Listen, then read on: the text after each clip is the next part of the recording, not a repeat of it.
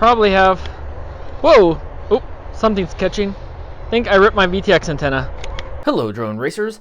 This is the BFight or BFlight, depending on what website you look on, 210 racing drone. It has been super popular and I totally missed the boat on this one. This has actually been on my shelf for a little while and I am finally getting around to reviewing it. The thing I'm most excited about is that it comes with a bottle opener. So if you're out and you finish flying for the day and you need to crack one open, you don't have a bottle opener, you can take care of it right there. That will really test how strong this carbon is. This drone comes with 2205, 2300 kV motors. There are both clockwise and counterclockwise motors. The threads are appropriate for that. I don't know why they put lock nuts on these, because when you thread them this way, you really don't need lock nuts. They're just annoying and they cause problems, especially with the props these come with. It comes with the Gemfan 5152 props, which I'm not a huge fan of. I had a big problem with these with the GT2. It was mainly my fault, I think, because they weren't attached down because of the stupid lock nuts. And even after I did get them to work, they just weren't great. I'm sorry guys, but I'm just not really a fan. Once I beat them up a little bit, there was no bending them back into shape. I just had to throw them away. But I do love the colors I got. You get random colors, and I got cotton candy. So that's gonna be kind of fun. My kids are gonna love this one. This will probably be my kid's favorite drone, just because of the prop. It comes with a Fox ear camera. This is my first Fox ear camera. I'm kind of surprised by that, but I'm excited to try that out. It should be a really good camera. The motors look good. It's an Omnibus F3. The VTX is 25 or 200 milliwatt, which is really all you need for the most part. If you're racing, that's really all you need. If you're flying out alone like I am, you know what, a 600 is kind of nice, but the basics are here and it covers everything that you really need. XT60 connector, I'd be shocked if this one didn't have it. I got the one without a receiver because I'm a FreeSky guy. You can buy a bind and fly with a FreeSky receiver, but it's a D8 receiver, which means it's not a genuine FreeSky. And because this has a 200 milliwatt VTX, I want something better. I want something with diversity. I may want something with telemetry, probably. We're gonna crack this open and see what I can fit in here. I haven't actually decided what receiver I'm gonna use. It's either gonna be an XSR or an XM Plus. It does come with the manual for the Fox ear, which is something people leave out a lot of the times. They probably bought those from the factory and it came with this.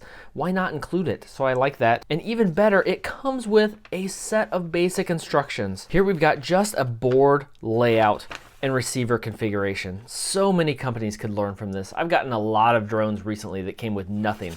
This is just a photocopied piece of paper or printed piece of paper, and they've included it just to see the layout of the board and then basic instructions if you buy the bind and fly. I don't need any more than this, but this is really nice. Sometimes it's really hard to figure out what the connectors are on the board, so having this will make it a lot easier. One thing you'll notice, this comes with a dipole antenna. There's not a circular antenna. There's no cloverleaf, and it has a zip tie already here. So similar to what we see with the King Kongs, this is designed to just be kind of attached together. You could do it with shrink wrap, you could do it with electrical tape, you could do it with another zip tie. Doesn't really matter, just something to hold this together. And personally, I think this will be just fine. I've heard people freak out because, oh, if it's not a circular antenna, it'll be terrible. I flew with these for a long time and they were fine. We'll see when I take it out in the backyard if I can notice a big difference. I may stick a dipole antenna on my goggles just to make sure, because you will have some additional loss if you have a circular antenna on there. But personally, unless you're in a really large area, really dense area, I think it'll be okay. Taking a look at the guts here, I've removed the VTX. It's kind of nice how it mounts in the stack, but part of the problem here is there's not a lot of room. There's not a lot of room for a receiver at all. What I would really like to do is put one of my XSREs in here, but there is, with the plug, I could plug it into this port here. It's simply too tall. There's just not enough room with the VTX and the way these mounts are. Not without redoing the way the mounts are, and I simply don't have time for that. So what I'm gonna do is use an XM Plus, and I'm going to put a little piece of double stick tape on the bottom here, make it really small. I'm gonna fit it in right here. So it's gonna get a little hot. There's not a lot of options for this without sticking this on the outside, and I don't wanna do that. So I'm gonna fit this in here, wire it to, there's 3 ports right here.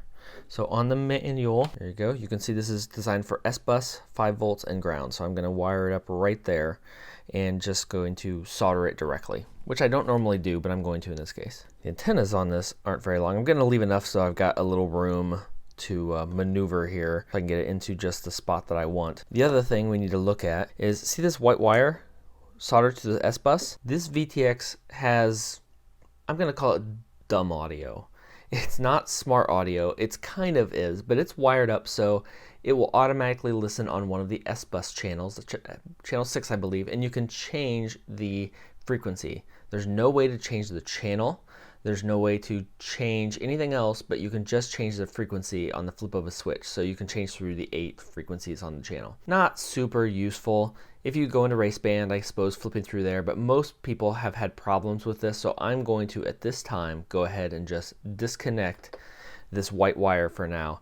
We may come back and re-add it later if we find out that that is smarter than I thought and I have time to redo it, but it was an interesting first attempt by them. But for now, I'm just going to remove it, and I'm not going to show all my soldering in this case because I'm in a time crunch and we're just soldering those 3 pins to those 3 pins. Also, I'm gonna have my face down in here so you just get the back of my head anyway. This white wire, I will take it out of this plug just to get it out of there completely too. Now I've got the receiver installed, 1 wire to each of these. The receiver has turned on and I have bound it to my radio. Quick look at the radio settings. I haven't named it yet, but that's no big deal. So the main thing on the receiver page is, oh, failsafe mode, I did that wrong. There we go, no pulses, that's where I want it. I'm glad I took a look at that. We are on D16 here. And the only other thing I have, the same thing I do every time, is on inputs, I have switches SA on channel 5, SE on channel 6, and SC on channel 7. And I use that for arm, my modes, and my buzzer, which this doesn't have. This actually doesn't have a buzzer, but I went ahead and programmed it anyway just for consistency. And I may add one. And then next page, I just enable those on 5, 6, and 7. I don't worry about naming these every time, but makes it easy so they're the same every time. I tried to arm it real quickly just to see if it would go, and it didn't. So I need next a computer in order to take a look at Betaflight. Plug in USB, and I expect the Betaflight config will be really, really easy. I have another USB cord that is charging only that won't give me data. So if you have this happen, you plug it in, it doesn't show up a new COM port, grab a different cable. There we go, that's better. I need to go through and throw all those charging only cables away. I expect this to be a really simple setup. Probably all I have to do is change the receiver. I'm already on UART3 and I believe that is going to be correct. I believe it's going to be set up in configuration properly. Motor stop is on. I like that. 8.2. That seems to be the default for all these. S-bus. Let's strip black box. This does have an SD card for collecting data, which is kind of nice. There is a current meter on the board, so everything here looks good. PIDs look like the defaults. I don't have it memorized, but I'm pretty sure that's the defaults. There we go. Channel map will be wrong. This is powering my radio or my receiver, so I'm going to go and turn on the radio and see if that is working properly. Thank you, Amber. Now in receiver, everything looks good. Before I move on, I'm going to double check the version here. I'm not sure what this is on. 317, so it's the latest final version. I would definitely run this on release candidate 3.2, but I like to always fly something before I upgrade the flight controller just to make sure I didn't mess anything up. So I definitely want to fly it before I upgrade it to 3.2. So now that means in modes, I'll set ARM to aux1, which is channel 5. Air mode, I want on aux2, so I will have that in not angle, because angle is going to be down here, but I will have it in horizon, which I'm going to keep right in the middle, and both of these need to be on aux2. And anti-gravity, I just want on. I suppose I can only use it with arming. I'm not sure what that would do if it was on when it's probably nothing. Beeper, I don't have on here right now, but just for consistency, it's on aux3. There's also no LEDs on this, which is kind of interesting.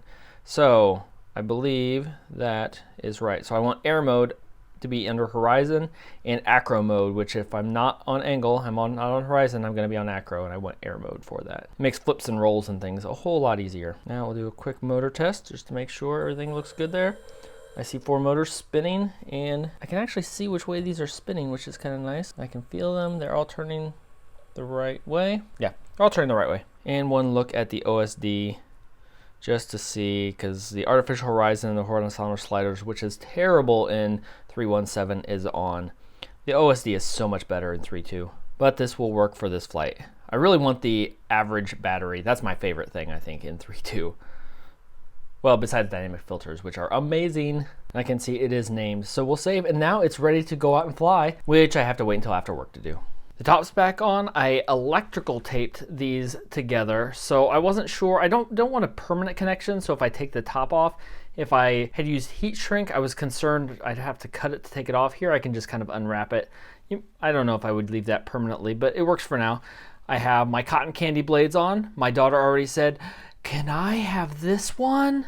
Like, no, you can't. One thing I want to see now that the receiver is in and the props are on is how much this weighs in comparison to some of my others. Also, you'll see I used a socket to get these blades on since these have lock nuts to make sure they were down good and tight and they wouldn't come off. All right, so we've got that zeroed. It does feel pretty light. 172 grams, ready to go, just needs a battery. 172, wow. So my primary flyer that I've been flying is, wow, it's 46 grams. Right? Yeah, 46 grams lighter than my awesome F200 that I like, that I've been flying the most. That's a lot. That's a big difference. And the drone that I've actually flown the most, my original, let's see how much it weighs by comparison. 420 grams. Wow, that thing's a beast. And that doesn't even have a VTX antenna on it at the moment.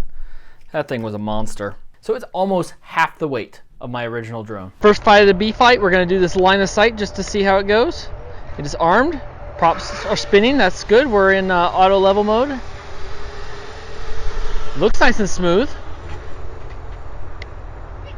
Everything looks under control. I actually really like those props. Those are cool. Okay, so we are in horizon mode. Whoa, that is super slow. I didn't change those rates. It's 0.7 rates, but man, that still seems... I'm pretty sure I enabled air mode. But it sure doesn't look like it.